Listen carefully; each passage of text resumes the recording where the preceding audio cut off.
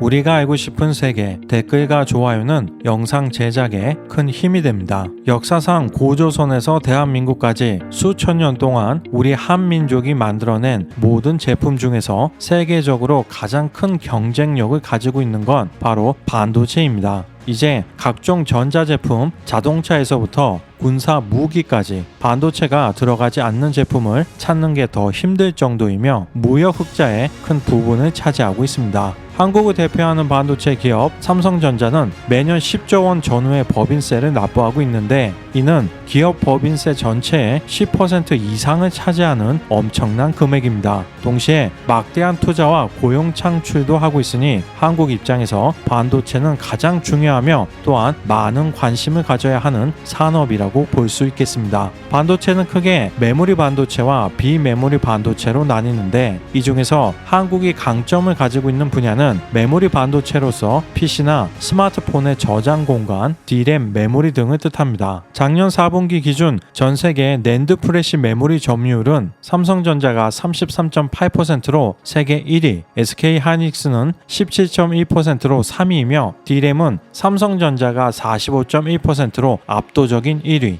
SK 하이닉스는 27.7%로 2위입니다. 이처럼 한국의 메모리 반도체 산업은 명실공히 세계 최고 수준이라고 볼 수 있지만 비메모리 반도체의 경우 아직도 갈 길이 멀다고 할 수 있겠습니다. 중요한 문제는 메모리 반도체는 전체 반도체 시장의 30% 정도이며 비메모리 반도체가 70%를 차지하고 있다는 것입니다. 한국이 강점인 메모리 반도체는 상대적으로 단순한 구조이기에 대량 생산을 통해 생산비를 최대한 낮춰야 경쟁력을 유지할 수 있습니다. 이로 인해 경제 상황, 산업 현황에 따라 삼성은 조 단위의 이익과 손해가 반복됩니다. 하지만 비메모리 반도체의 경우 기본적으로 다품종 소량 생산이라서 업황에 따른 가격 변동폭이 상대적으로 작습니다. 따라서 반도체 기업으로서 안정적인 성장을 위해 반드시 비메모리 반도체 영역을 개척해야 하는 것입니다. 비메모리 반도체는 시스템 반도체라고도 불리우며 컴퓨터의 CPU, 스마트폰의 AP, 기타 여러 제품들의 두뇌 역할을 하는 반도체로 볼 수 있겠습니다. 시스템 반도체 산업을 좀 더 세분화하면 설계만 하는 팹리스 기업과 설계와 생산을 같이 하는 종합 반도체 기업, 고객의 제품을 수탁 생산만 하는 파운드리 기업으로 나눌 수 있습니다. 팹리스는 반도체 설계 분야에 전문화되어 있는 회사이며 제조 설비를 뜻하는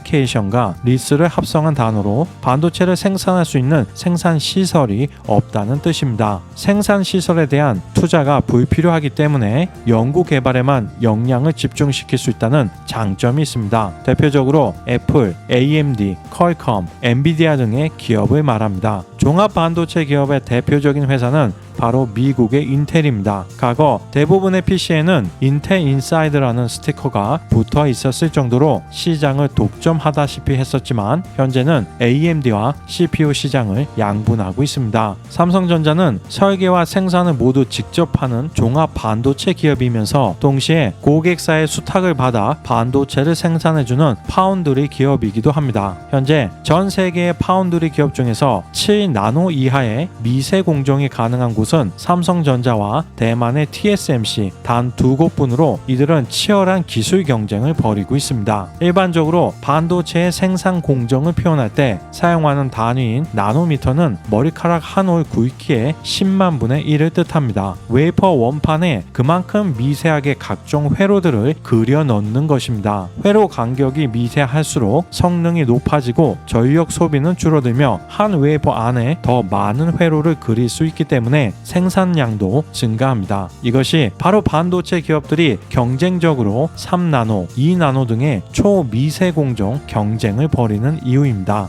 1987년 삼성의 이건희 회장은 삼성전자의 경영권을 이어받았고 TSMC의 창업자 모리스 창은 같은 해 대만에서 TSMC를 창업했습니다. 이건희 회장은 모리스 창을 만난 적이 있는데 직접 삼성전자로 입사하는 것을 제안했었다고 합니다. 물론 뛰어난 인재이기도 했지만 아마 모리스 창으로 인해 대만에 삼성을 이어팔 만한 경쟁사가 만들어지는 것을 막으려고 했던 이건희 회장의 해안이 아니었을까 생각합니다. 또한 이건희 회장을 만나본 모리스 창은 메모리 반도체 분야에서 삼성을 이길 수 없다는 것을 확신하고 파운드리 사업에만 집중하기로 결정합니다. 1980년대 전후까지만 해도 반도체 산업은 한 기업에서 웨이퍼, 칩을 제조하고 패키징, 판매까지 수직적으로 통합되어 있었습니다. 대표적인 기업으로 미국의 인텔이 있겠습니다. 따라서 대만에서 TSMC가 설립된 초기만 해도 동종 기업들에게 제대로 된 반도체 기업으로 인정조차 받지 못했을 정도입니다. 하지만 2010년대에 들어서며 스마트폰이 급속히 대중화되고 엄청난 수량의 AP가 필요해지면서 무서운 속도로 성장했습니다. 지금처럼 많은 팹리스 기업들이 등장할 수 있게 된 것은 TSMC가 반도체 수탁 생산을 해주기 때문에 스스로 천문학적 비용이 소요되는 생산 라인을 만들 필요가 없게 되었기 때문입니다. 즉 TSMC는 설립 초기에는 반쪽짜리 반도체 기업, 어깨의 2단화로 불렸지만 이제는 반도체 산업 전체의 생태계를 변화시킨 기업으로 올라섰습니다. 삼성전자는 파운드리 시장에 TSMC보다 늦은 2005년에 뛰어들었습니다. 비록 시기적으로는 늦었지만 애플의 AP를 생산하면서 빠른 속도로 성장했었는데 스마트폰 시장이 점점 확대되며 최대 고객인 애플과의 관계가 복잡해집니다. 애플 입장에서는 스마트폰의 두뇌 역할을 하는 AP를 삼성에게 위탁 생산 맡기면 아무리 삼성전자의 반도체와 모바일 사업부가 독립되어 있다고 해도 비밀 유지가 힘들 것으로 봤습니다. 삼성과 애플 사이를 그동안 생산시설 고도화에 성공한 TSMC가 비집고 들어와 결국 아이폰 6부터 TSMC가 애플의 AP를 생산하게 됩니다. 이후로 파운드리 시장에서 가장 큰 고객이라고 볼 수 있는 애플은 철저하게 자사 제품에 탑재되는 AP, CPU의 생산을 TSMC에게만 맡기고 있습니다. 최근 한국의 반도체 기업 DB 하이텍이 파운드리와 설계를 분할하는 과정에 있습니다. 설계 파트를 물적 분할하여 더 많은 고객들로부터 수탁 생산을 받기 위해서입니다. 삼성전자도 파운드리 사업부를 물적 분할하는 방안을 고려해야 하는데 여러 가지 현실적인 이해관계로 인해 당분간은 어려울 것 같습니다.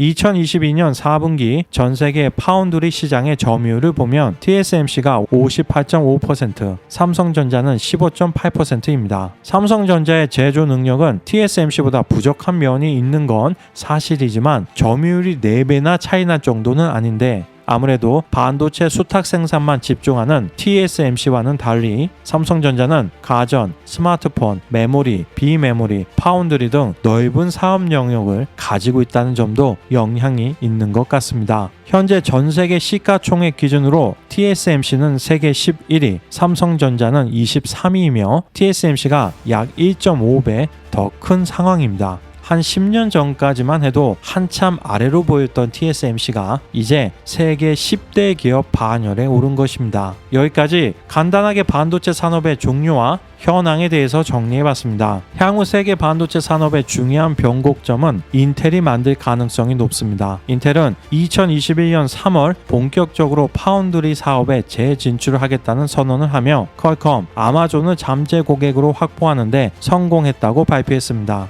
2025년부터 2나노 공정으로 퀄컴의 통신칩을 만들 것으로 보이는데 계획대로 진행된다면 삼성은 큰 고객을 잃게 되는 것입니다. 또한 작년 7월에는 대만 최대 팹리스 기업인 미디어텍을 고객으로 확보했다고 발표했습니다. 미디어텍은 주로 중저가 스마트폰에 장착되는 칩을 설계하는데 중국에서 판매되는 스마트폰의 약 40% 그리고 삼성의 일부 모델도 미디어텍의 AP를 사용하고 있는 것으로 알려져 있습니다. 고성능 칩을 주로 생산하는 퀄컴이 이익은 더 크겠지만 생산량 면에서는 미디어텍이 앞서는 경우가 더 많습니다. 어쨌든 인텔이 세계 1, 2위 AP 팹리스 기업을 모두 고객으로 확보했다는 건 삼성 입장에서 가볍게 볼 문제가 아닙니다. 지난 수년간 미국과 대만의 반도체 협력이 한국을 제외하고 긴밀하게 진행되어 왔음을 알 수 있는 대목입니다. 삼성전자는 TSMC와의 경쟁도 어려운데 이제는 인텔에게도 추격당하는 입장이 된 것입니다. 여기까지 간단하게 현재 반도체 산업의 현황을 알아봤습니다. 댓글로 소중한 의견을 남겨주시기 바랍니다. 감사합니다.